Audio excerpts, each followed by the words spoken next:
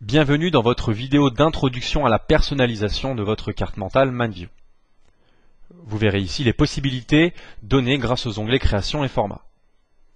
Vous verrez comment changer les types de vues ainsi que les styles, comment appliquer des effets graphiques sur la carte mentale comme des jeux de couleurs, appliqués aux branches ou aux pages de manière générale.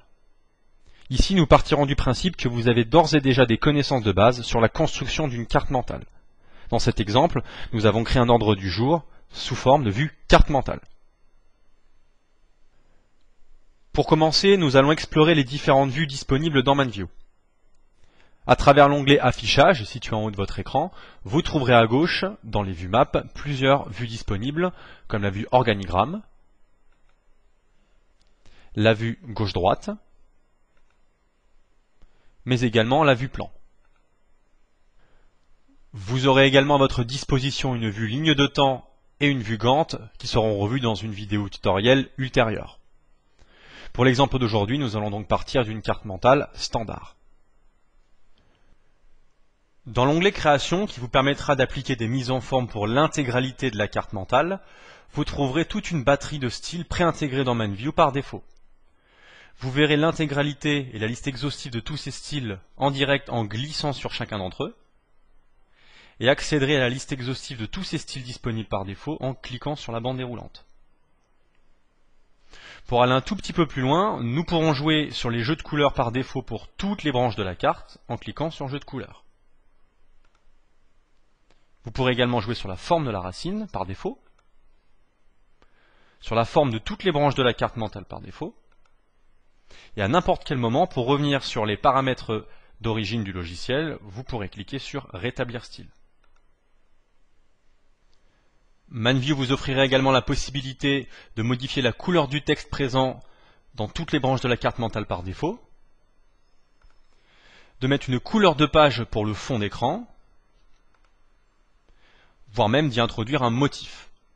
Encore une fois, dès que vous voulez revenir aux paramètres par défaut du logiciel, il vous suffit de cliquer sur Rétablir style. Pour mettre en forme des branches de manière locale, tout passera via l'onglet Format, situé juste à droite de Création. C'est un onglet qui sera visible uniquement lorsqu'une branche bien particulière de la carte sera sélectionnée. Par exemple ici, si je clique sur Entrer en matière, dans l'onglet Format, je vais avoir toute une batterie de mise en forme locale spécifiquement pour cette branche-là. Vous allez voir que c'est très similaire à ce qu'on a vu précédemment pour Création. On peut jouer sur les jeux de couleurs, les formes de branches, ainsi que les remplissages.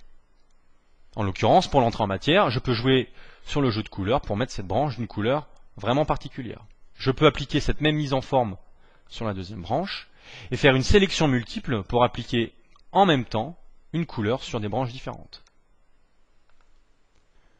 Je peux évidemment appliquer ces mises en forme locales à tous les niveaux de la carte, au niveau des branches, que ce soit au deuxième niveau, ici je reviens dans format jeu de couleurs en bleu, troisième niveau, etc. Pour aller un petit peu plus loin, on pourra également mettre des contours bien particuliers pour une sous-branche, par exemple ici, calendrier. Je vais lui mettre un contour qui lui sera spécifique. Je pourrai également lui appliquer une forme de branche qui lui sera particulière. Enfin, pour grouper plusieurs branches en commun, je peux sélectionner une branche principale, aller dans Format et y appliquer une bordure. Cette bordure va donc créer un contour pour la branche principale et toutes les sous-branches associées, que je pourrais d'ailleurs mettre en forme un peu plus loin en allant dans Remplissage ou Contour.